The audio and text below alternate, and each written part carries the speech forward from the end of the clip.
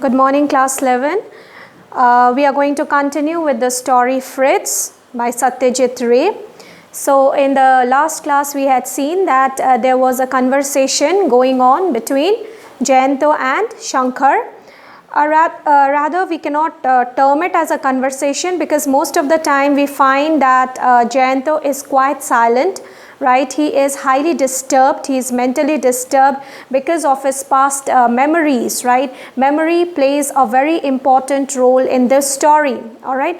And we come to know that what he was actually thinking about was his doll, whose name was Fritz, which was gifted by his uncle when he was a small boy, all right? So this doll had a great impact on his mind, okay? He was very close to the doll. We know that the doll got destroyed and he gave a funeral to the doll, and then he returned back, and after so many years, after 31 years, he was going back he had come to Bundi with his friend Jayanto, all right? And here we find that he is constantly thinking. He has been thinking about the doll. His mind is highly troubled. He doesn't have peace of mind here.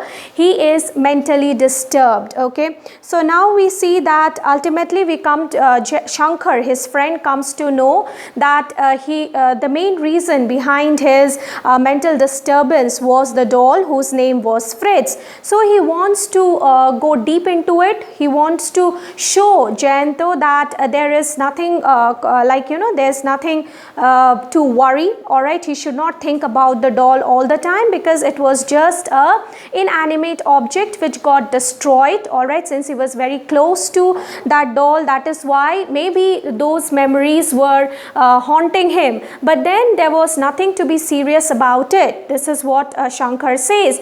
And then so that Jayanto so that Jayanto, he regains his normality, all right? So Shankar, he says that let us dig the ground where you buried the doll, Fritz. Okay, so we are going to continue from here. So Shankar, he suggests Jayanto to dig the ground near the Deodar tree, under the Deodar tree where Fritz had been buried. Okay. Alright, now Jayanto did not accept the idea immediately, the idea of digging the ground, nor did I say anything further. He went and had his bath after a little bit of persuasion. Persuasion means, persuade to do something. He went and had his bath after a little bit of persuasion. At lunch, he ate nothing except a couple of chapatis with meat curry, although I knew he was quite fond of his food. So we see that till now Jayanto, he had not attained that peace of mind. Okay, he was a very foodie, he loved to have food, but then here we see that he didn't have his lunch also. He was not very interested. So he was still troubled. He was thinking about the doll all the time. After lunch, we went and sat in the cane chairs on the veranda that overlooked the garden. There appeared to be no one else in the circuit house. There was something airy means strange, about the silence that afternoon. So here we see that the author Satyajit Ray, he creates an airy atmosphere, all right, as if he is trying to say that something is going to happen. Maybe he is trying to say that now you will reach the climax of the story, all right. So he had woven a supernatural thing, a horrifying thing, and now maybe he is presenting it in such a manner as if he is trying to say that now the story will reach its climax, all right. Let us see what happens when he digs the ground. Okay, so the airy atmosphere has been created, all right. So there was something airy about the silence of the afternoon. Something strange was there, as if something is going to happen. All we could hear was the noise made by a few monkeys sitting on the gulmohar tree across the cobbled path. Around 3 p.m. we saw a man come into the garden carrying a watering can.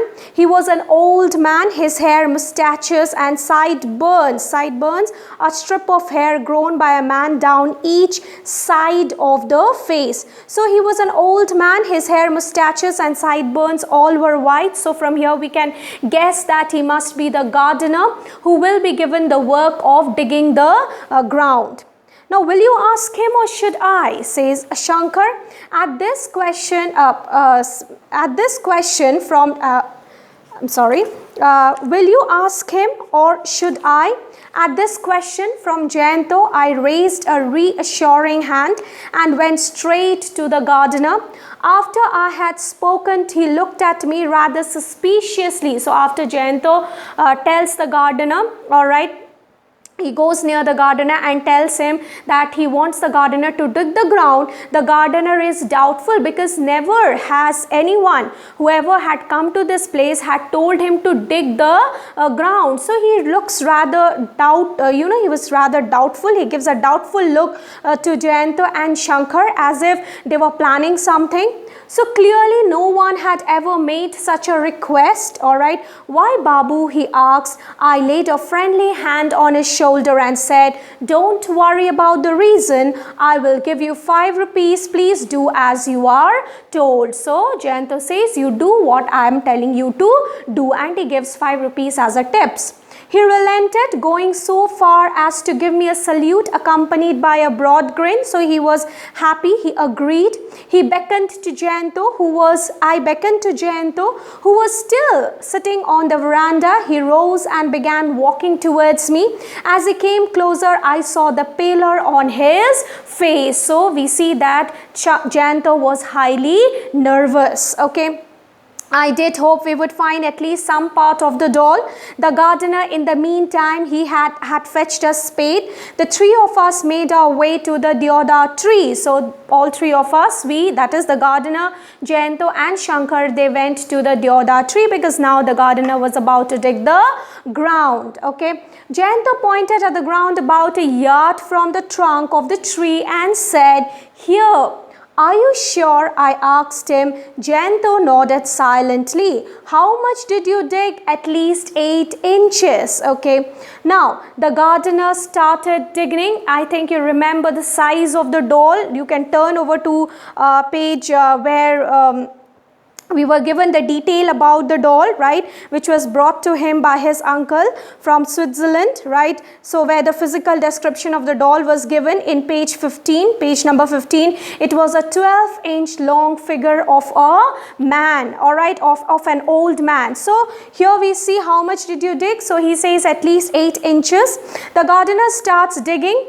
The man had a sense of humor. As he lifted his spade, he asked if there was hidden treasure under the ground. So the gardener, he says that, why are you so much interested in digging the ground? Is it that you have some hidden treasure, property, money, gold or something like that for which you are asking me to dig the ground? So humor, he makes others laugh, okay.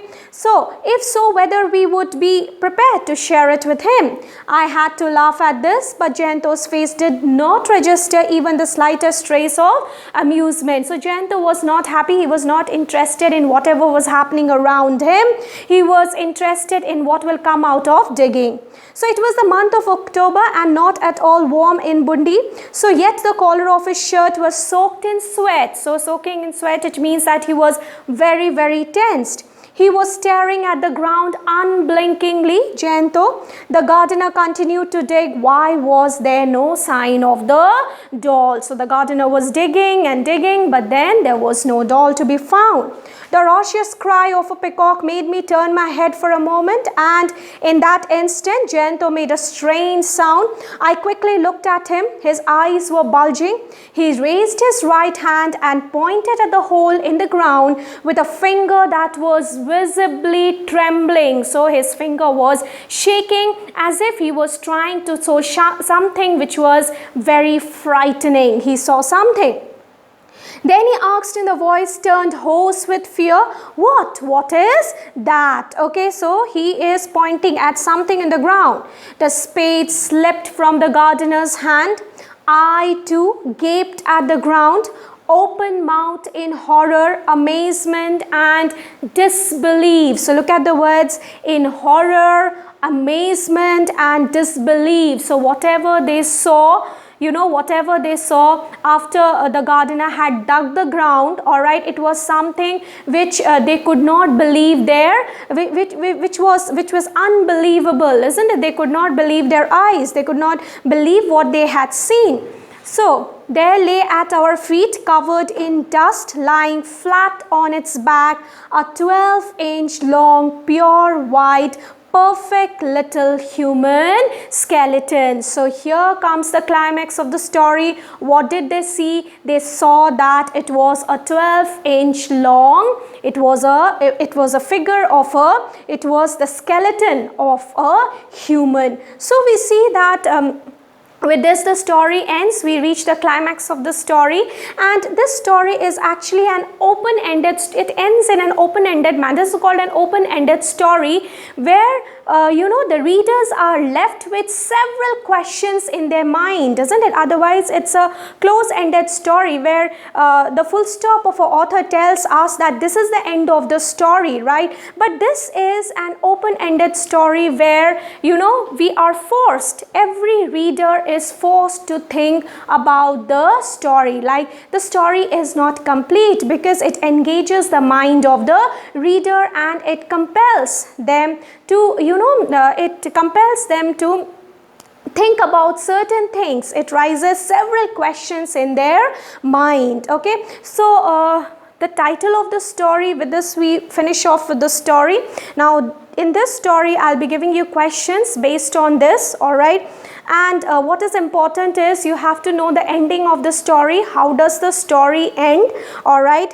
Then the title of the story is important, right? Why the title of the story is Fritz? Because now we know that Fritz is a doll, and the entire story revolves around Fritz. Okay. Then the character of Jayanto is important. You might be told to compare and contrast the character of Shankar and Jayanto, all right, because they are two opposites, all right. So the character of Jayanto is important. You have to know that.